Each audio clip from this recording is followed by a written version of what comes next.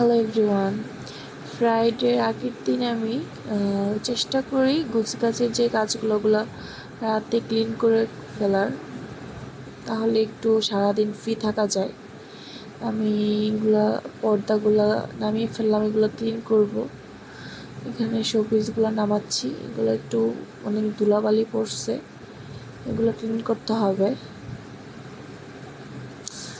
এই যে লাইটিংগুলো আমার খুব পছন্দের, এগুলো পছন্দ করে নিয়েছি।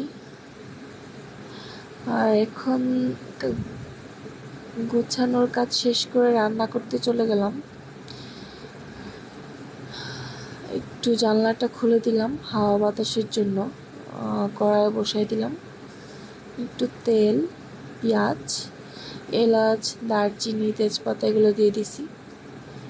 পেঁয়াজটা একটু ভেজে নিব। কি অবস্থা, চুলায় অন করতে ভুলে গেছি।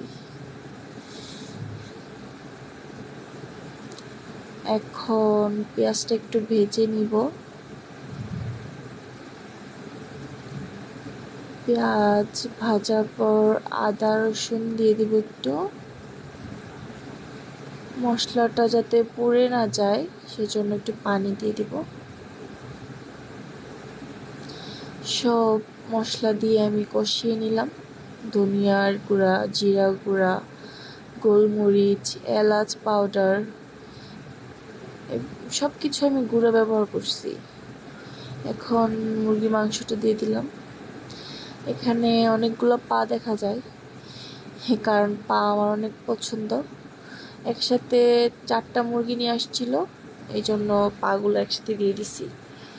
পাগুলো ফ্রিজে রাখলে বেশি দিন পরে ভালো লাগে না খেতে। অনেকগুলো আলু দিয়ে দিছি। মুরগির মাংসের মধ্যে, যে কোনো মাংসের মধ্যে আলু দিলে আমার খুব ভালো লাগে, মজা লাগে।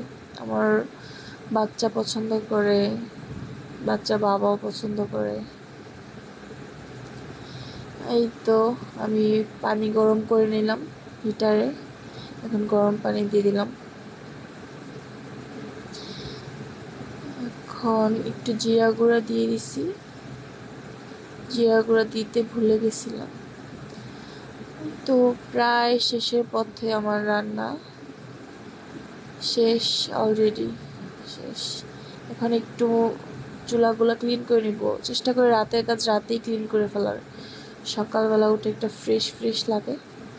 সব চুলার পাশে তেল চিটচিটে সব ক্লিন করে নিচ্ছি। চুলার পাশে যেগুলো তেল পড়ছে এগুলো সব ক্লিন করে নিচ্ছি।